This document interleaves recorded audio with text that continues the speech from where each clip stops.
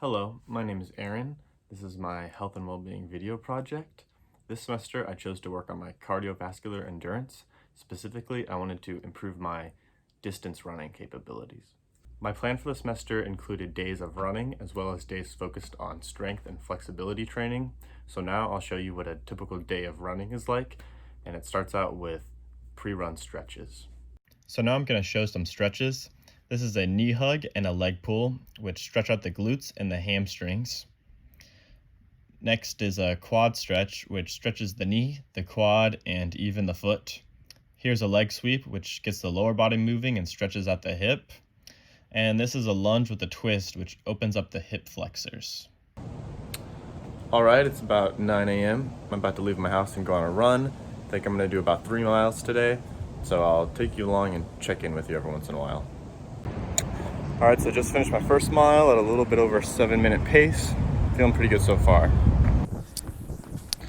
All right, just finished mile 2 at a 6:53 pace. My legs are getting a little bit tight, but my cardio is feeling pretty good, so. All right, just finished my 3rd mile. Overall ran about a 7:10 pace. Feel pretty good about that. Now I'm gonna do my post-run stretches before I head back home. I chose to focus on cardio endurance and specifically running because I wanted to improve my strength and work on my respiratory muscles. This exercise also has benefits to mental health and can relieve stress. Now I'm going to show you some resources I used this semester. This is Runner's World, which is a website with lots of articles about running technique and tips. And I also use Strava, which is an app that keeps track of your running distance and pace.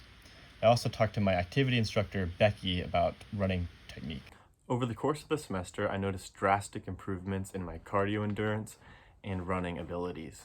At the beginning of the semester, I could only run about a mile before I had to stop and take a break or catch my breath. After a couple months of training, I was able to run a 10K without stopping or taking a break. I also noticed that the more I ran, the more it felt like my body was building strength and endurance and getting used to it.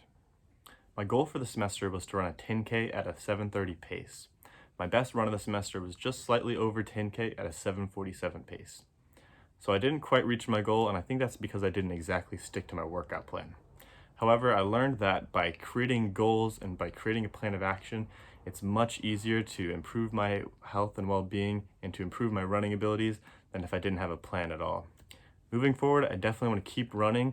My next goal is to run 10 miles, and eventually I'd like to run a half marathon.